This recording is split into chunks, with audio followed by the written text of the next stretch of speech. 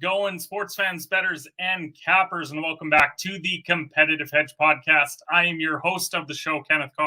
This is episode 212, and this podcast is all about sports and the world of betting. We talk about the latest in the sports world before giving you some plays on the betting front. Now, we got a lot to get to today. We got Thursday night football reaction, some EPL college football, and then we cap it off with NFL as well.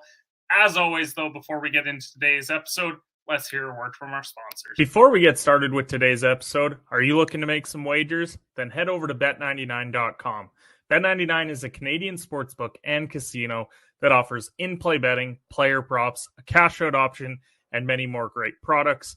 There are a variety of sports available on the website to bet on, including NHL, NBA, NFL, and MLB. Bet99 works smoothly on both desktop and mobile, and the mobile app can be downloaded from the website's homepage. Now, depositing and withdrawing funds is hassle-free with a number of well-known methods available to use, so you know your money is safe and secure. The website can be viewed in both English and French, and customer service is available 24/7 with their live chat option. So go to bet99.com today to make an account. Use code SHOOTERS at sign-up. And please gamble responsibly. You must be 19 plus years of age to do so. And if you have questions or concerns about your gambling or the gambling of someone close to you, contact Connex Ontario at 1-866-531-2600 to speak to an advisor free of charge. Now, let's get back to the show. So we got to talk about how Thursday night football went from a betting perspective. And we had A.J. Brown over 72.5 receiving yards for our Thursday night play. He had a touchdown called back, was never really close to hitting that line. So unfortunately, we whiffed, and we're really teetering on this territory. I thought you were this worldly, sophisticated guy, but you're just a fraud. Regardless, Thursday night football reaction, the Eagles edge out the Minnesota Vikings 34-28. Now, my thoughts on the game, Jalen Hurts, he played fine. He has not looked like the all-world quarterback that everyone told me that he was last season, but he does have some all-world weapons. Devonta Smith, what a great night for him. Absolutely burned that corner on his second touchdown. A.J. Brown, he was a little bit irritated on the sidelines, to say the least, but when you're up big in the middle of that game, I don't see why you're blowing up as much as he was. Now, we also had DeAndre Swift, a revival of DeAndre Swift after a very tough week one. Kenneth Gainwell being out of the lineup was a big reason why, but he bounces back with a massive night. And then Hurts, he gets the QB push, we'll call it, for 2 touchdowns as well. So, funny enough, the Eagles haven't looked the best yet. They still find themselves 2-0. The scheduling gods, we heard how unfavorable it was for Philadelphia on the year, but at the very least, they get a couple of wins right out of the gate. Now, on the Minnesota side, you just got to talk about the turnovers, because Justin Jefferson with a critical fumble in that game that gets called for a touchback. Alexander Mattison has not been great, replacing Dalvin Cook as the RB1 in this offense. And the Vikings defense, as we talked about in our NFC North preview with Cole Raines, has been horrendous. And the offense just hasn't been able to make up for it. They've had a lot of turnovers. Kirk Cousins, he was fine last night. 3 touchdowns, no picks. But this team's got some deeper issues. The schedule is not going to be any friendlier to them moving forward. You got the Chargers next week. You got Carolina on the schedule, the Chiefs as your next few coming up. We could see this team potentially being 1-4 heading into week 6. Now, the Eagles, ultimately, they have too much talent to truly be going through a Super Bowl hangover. As I mentioned, that schedule really benefited them early on. But I do think that they're going to be just fine in the NFC. I still only see 3 teams that have a real shot at coming out of the NFC this year, and 2 of them come out of the NFC East. But if you've noticed, for the first couple minutes, there's a new logo in the bottom right-hand corner of our background.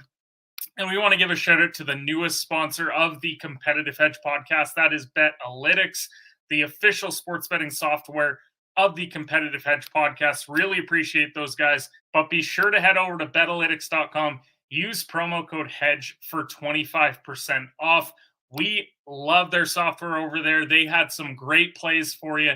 If you're looking for Thursday night football plays, definitely not ours, and we weren't with Betalytics when we made them. So shout out to those guys. They do a phenomenal job over there. But as I said, we got a lot to get to today, And we're looking ahead to EPL Saturday and Sunday. Honestly, the toughest slate so far that I have seen EPL wise as we head into match day 5. So let's get right into it. The opening game on Saturday morning. If you're on the East Coast, you're going to have to get up very early for this one. That is Wolves plus 475 taking on Liverpool at minus 210. Now, you start out with a bottom 5 team at home versus a top 4 side. On the surface, you see minus 210 for a road team. And right away, you would think, wow, Liverpool's got to go in and win. They got to, maybe cover a minus 1.5. But coming off the international break, this is a bit of a trap. No Van Dijk still because of that suspension coming out of the Newcastle game. Trent is hurt on the back end as well. We may not even have Nunez, who's a game time decision. So Liverpool are definitely going to be hobbled. Now, boy, am I low on Wolves, but this is a very tough spot to want to bet. They looked good versus United, but since then they haven't been overly impressive. Even their lone victory was against Everton 1-0, so nothing to hang your hat on there. I think if you're betting this game, you're probably just putting Liverpool money line as a parlay piece, because if you start getting into a spread with how bad that Liverpool backline could be, I think you could be in some trouble.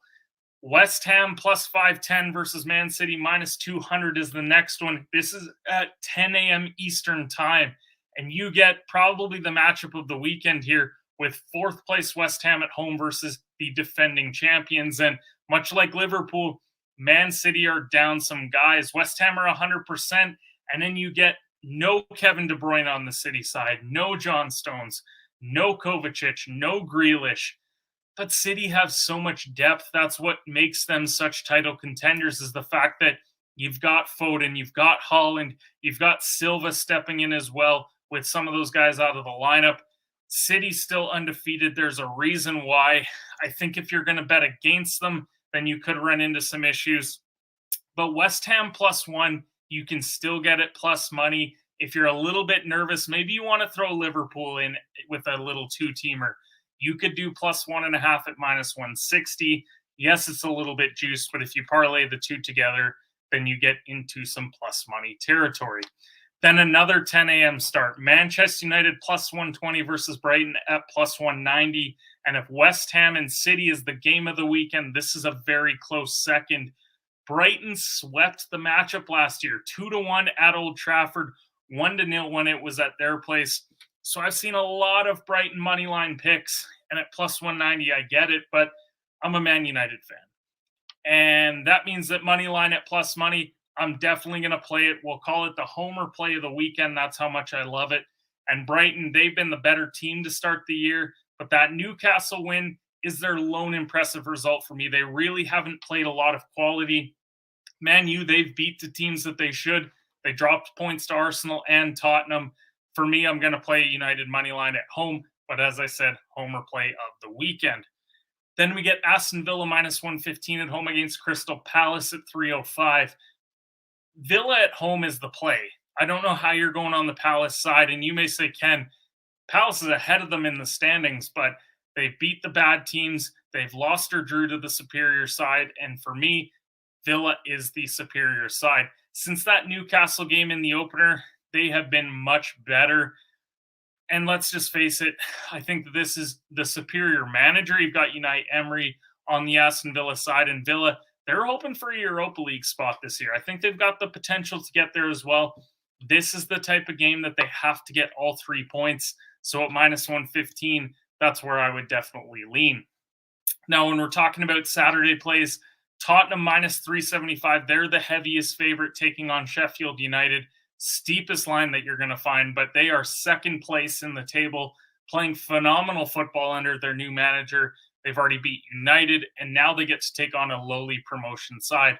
So the question isn't whether Tottenham's going to win, because for me, if you want to throw in Tottenham money line into your parlay, minus 375, that's not a lot of value, but it does boost it if you're in that parlay situation. The question is, do they win by multiple goals? They just beat Burnley 5-2 prior to the international break.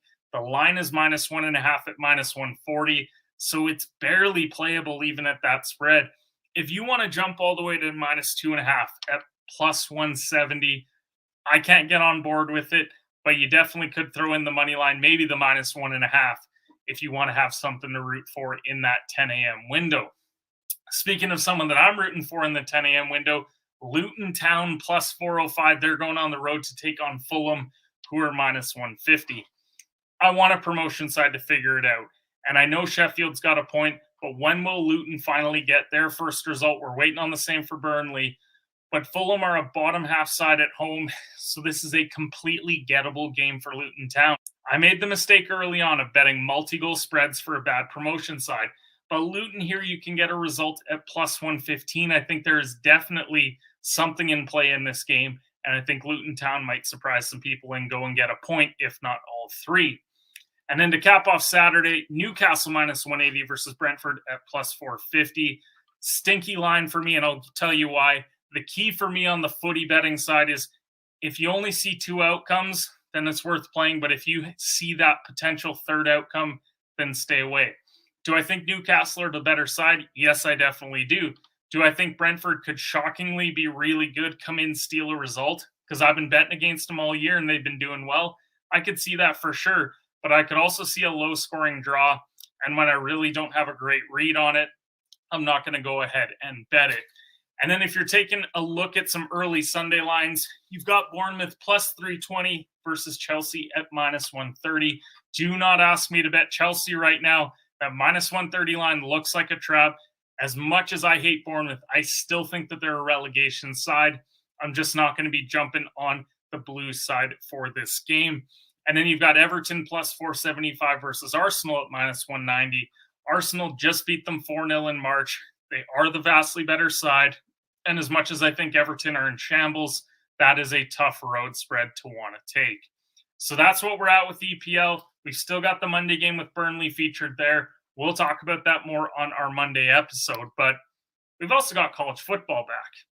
And it's a loaded slate once again.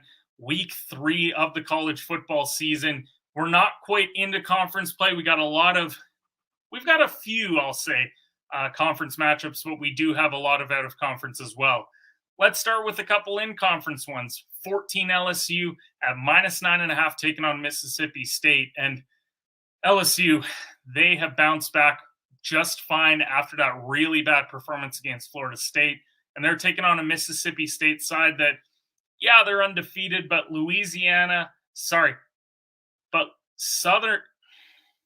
Mississippi State are undefeated here, but Southeastern Louisiana and then Arizona in overtime isn't exactly the cream of the crop when it comes to competition.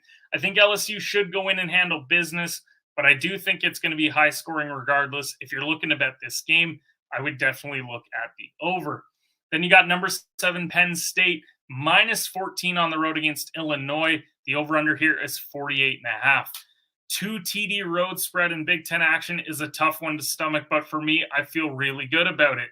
Penn State, they look like a college football playoff team to me. They have been dominant in their first couple of games. In Illinois, they got to be rattled. They just got beat by double digits by Kansas on the road, so their confidence has to be low. I would definitely bet Penn State spread if I'm looking to bet anything in this game.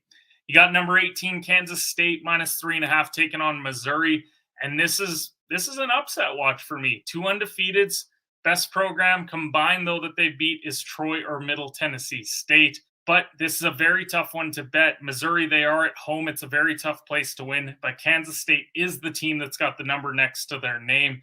3.5 line protects against a potential upset for me, but I would sprinkle Missouri money line strictly for the value. Then you got Minnesota taking on number 20 North Carolina at -7. Look, we're not going to talk about the -20 and above spreads. Let's talk about the ones that are attainable. And this is one that I think is for Minnesota because they're a really talented group. They were somehow able to beat Nebraska. Maybe they beat themselves, but nonetheless, they come in as a solid Big Ten program that's 2-0. And they're taking on a Heisman caliber guy, a top pick caliber guy in Drake May, who narrowly escaped Appalachian State last week. So this UNC team is not invincible. They're not unbeatable. The TD spread makes me lean Minnesota because I think that they're comparable, but this may just be a watch the first quarter and decide from their spot. Then you got number 8 Washington. They are -16 on the road against Michigan State. And yes, both teams are undefeated, but man, seeing Michigan State with that kind of number, at home. I know they only beat Central Michigan and Richmond, but I'm trying not to get blinded by the name on the jersey.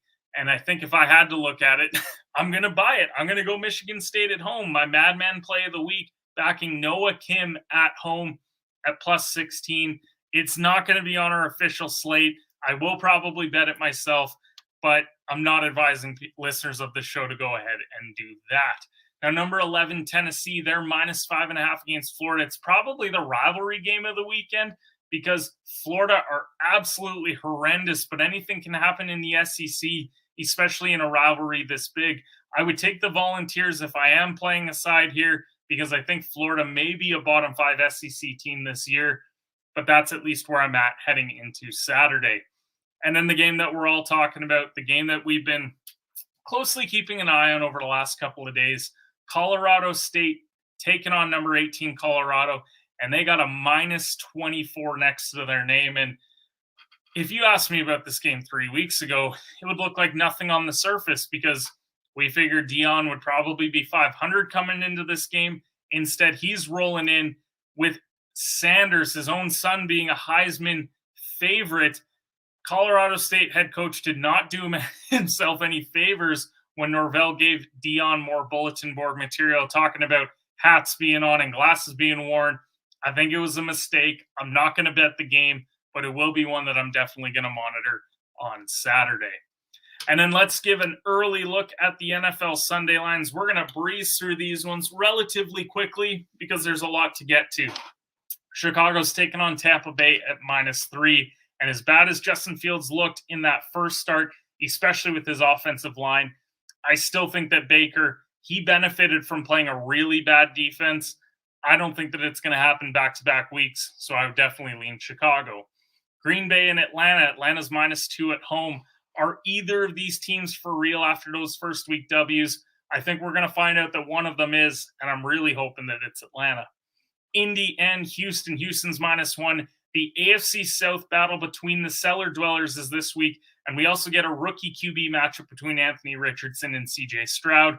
I really hope Houston pulls it out, but I do have a bad feeling about that game for the Texans. Seattle taking on Detroit at -5. Two teams trending opposite directions. Does that continue? We've got the Lions coming off that big Chiefs win in Seattle. They just got absolutely beat down by the Rams in their opener. This is the opposite of what we saw last year, too, because Detroit just missed the playoffs and Seattle made it in.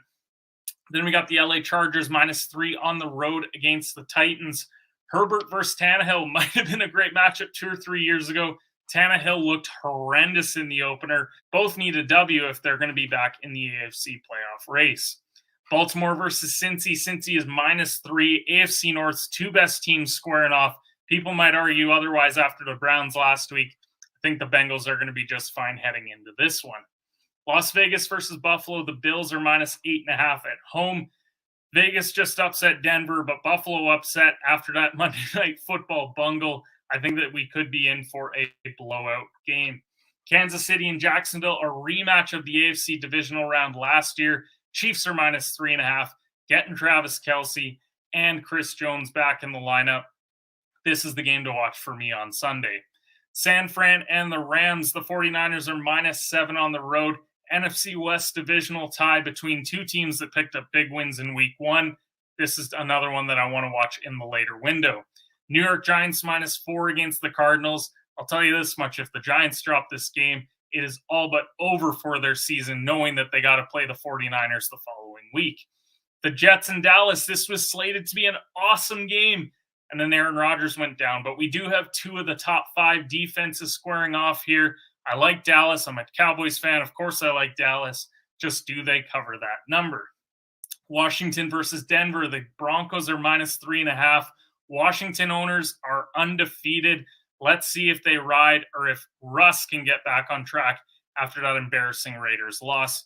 And we get to cap things off on Sunday Night Football with the Dolphins and Patriots. Seeing a lot of money on Miami, but you get an AFC matchup where you got to go on the road.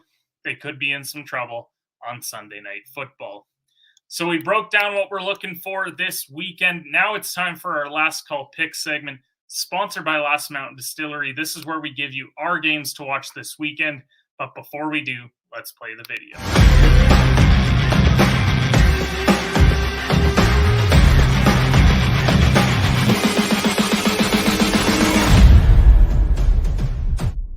Last Mountain Distillery is family-owned and operated, located in Lumsden, Saskatchewan, the heart of grain country. Saskatchewan's first micro-distillery success lies in their commitment to producing high-quality, handcrafted spirits.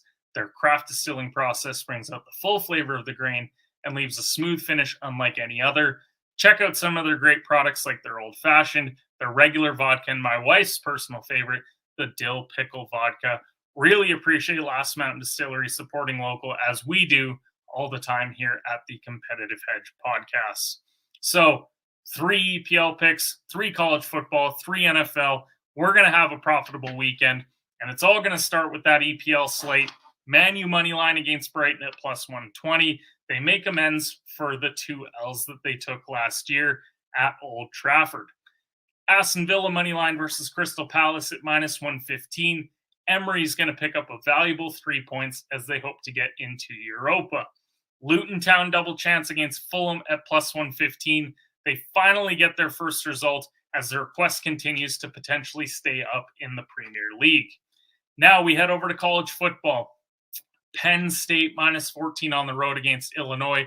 The Nittany Lions are going to bury them early and often. I see a 20-plus point victory here. My college football upset of the week, Missouri money line against Kansas State at plus 145. The SEC reigns supreme here, and a ranked opponent goes down. And then Tennessee minus 5.5 versus Florida. This is a shell of the typical Gators team that we see, and I think the Vols are going to kill them by 2+ scores.